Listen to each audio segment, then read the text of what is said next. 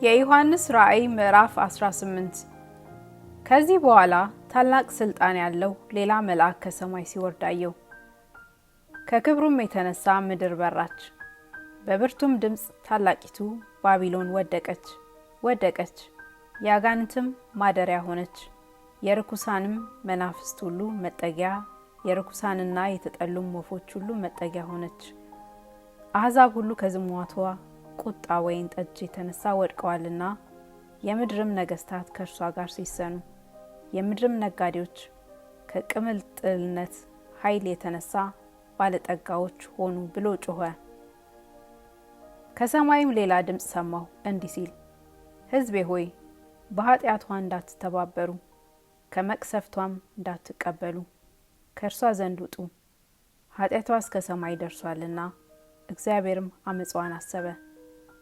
እርሷ እንደ ሰጠች መጠን ብድራት መልሱላት፣ እንደ ስራዋም 2 እጥፍ ደርቡባት። በቀላቀለችውም ጽዋ 2 እጥፍ አድርጋችሁ ቀላቅሉባት። ራሷን እንዳከበረችና እንደ ተቀማጠለች ልክ ስቃይን ሐዘን ስጧት። በልቧ ንግስት ሆኜ እቀመጣለሁ፣ ባልቴትም አልሆንም፣ ሐዘንም ከቶ አላይም ስላለች፣ ስለዚህ በአንድ ቀን ሞትና ሐዘን ራብም የሆኑ መቅሰፍቶቿ ይመጣሉ። በእሳትም ትቃጠላለች፣ የሚፈርድባት እግዚአብሔር ብርቱ ነውና። ከእርሷም ጋር የሴሰኑና የተቀማጠሉ የምድር ነገስታት የመቃጠሏን ጢስ ሲያዩ ስለ እርሷ ዋይ ዋይ እያሉ ያለቅሳሉ። ስቃይዋንም ከመፍራት የተነሳ በሩቅ ቆመው፣ አንቺ ታላቂቱ ከተማ፣ ብርቲቱ ከተማ ባቢሎን ወዮልሽ፣ ወዮልሽ፣ በአንድ ሰዓት ፍርድሽ ደርሷልና እያሉ ይናገራሉ። የመርከባቸውንም ጭነት ከእንግዲህ ወዲህ የሚገዛ የለምና የምድር ነጋዴዎች ያለቅሱላታል፣ ያዝኑላትማል።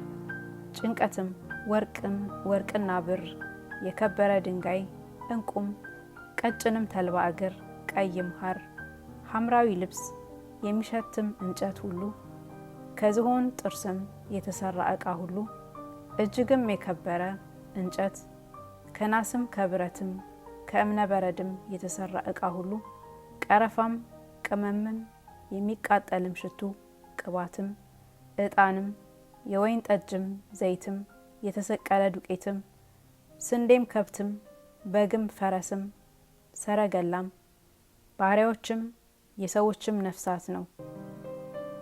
ነፍስሽ የጎመጀችው ፍሬ ከአንቺ ዘንድ አልፏል። የሚቀማጠልና የሚያጌጥም ነገር ሁሉ ጠፍቶብሻል። ሰዎችም ከእንግዲህ ወዲህ ከቶ አያገኟቸውም። ከነዚህ የነገዱ በእርሷም ባለጠጋዎች የሆኑት እያለቀሱና እያዘኑ በቀጭን ተልባ እግርና በቀይ ሐምራዊም ልብስ ለተጎናጸፈች በወርቅና በከበረ ድንጋይም በዕንቁም ለተሸለመች ለታላቂቱ ከተማ ወዮላት፣ ወዮላት!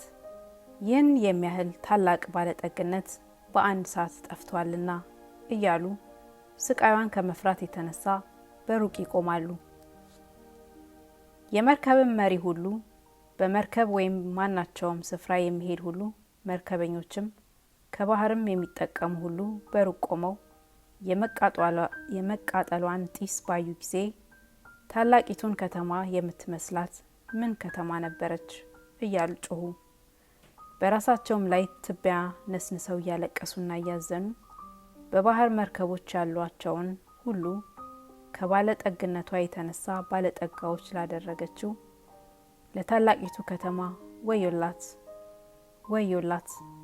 በአንድ ሰዓት ጠፍታለችና እያሉ ጮኹ።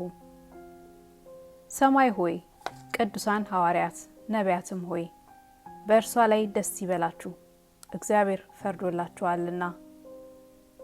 አንድም ብርቱ መልአክ ትልቅን ወፍጮ የሚመስልን ድንጋይ አንስቶ ወደ ባህር ወረወረው እንዲህ ሲል፣ ታላቂቱ ከተማ ባቢሎን እንዲህ ተገፍታ ትወድቃለች፣ ከእንግዲህም ወዲህ ከቶ አትገኝም።